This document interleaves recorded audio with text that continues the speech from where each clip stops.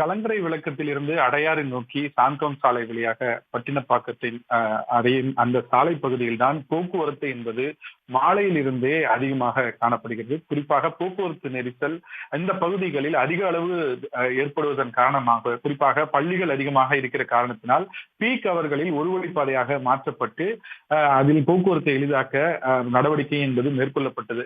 ஆனாலும் மெட்ரோ பணிகள் மேற்கொள்ளப்படுகிற காரணத்தினாலும், மேலும் அண்ணா சாலை, மவுண்ட் ரோடு ஆகிய பகுதிகளிலும் மெட்ரோ பணிகள் மேற்கொள்ளப்படுவதால் பெரும்பாலானோர் கிண்டி செல்வதற்கும் அடையாறு செல்வதற்கும் பீச் சாலையை பயன்படுத்தி, அதாவது காமராஜர் சாலை வழியாக கலங்கரை விளக்கம் மற்றும் பட்டினப்பாக்கம், அதே நேரத்தில் அடையாறு, கிண்டி இந்த மார்க்கம் நோக்கி செல்கிற அனைத்து வாகனமும் இதை நோக்கி செல்கிற காரணத்தினால் வாகனங்களின் எண்ணிக்கை இந்த பகுதியில் அதிகரிக்கிறது என்ற ஒரு தகவலை போக்குவரத்து போலீசார் தெரிவிக்கின்றனர். குறிப்பாக ஊருக்கு செல்வாக, அதாவது தீபாவளிக்காக ஊருக்கு செல்பவர்கள் மற்றும் அடிக்கடி டி நகருக்கு செல்பவர்கள் உள்ளிட்டோர் எல்லாம் இந்த சாலைகளையே அதிகம் பயன்படுத்துவதாகவும், இதன் காரணமாக போக்குவரத்து நெரிசல் என்பது அதிகமாக இருப்பதாக தெரிய வந்திருக்கிறது.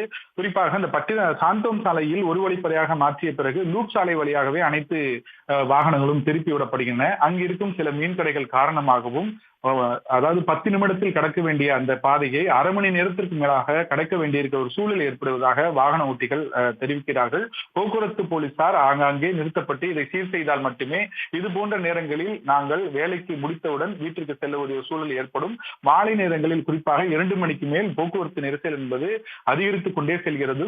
குறிப்பாக 5 மணியிலிருந்து இரவு 9 மணி வரை இந்த போக்குவரத்து நெரிசல் என்பது அதிகப்படுவதால் இந்த நேரத்தில் போக்குவரத்து போலீசார் அதிக அளவு போடப்பட்டு இங்கு சரி செய்ய வேண்டும் என்ற கோரிக்கையை இங்கு இருக்கும் வாகன ஓட்டிகள் முன்வைக்கின்றனர்.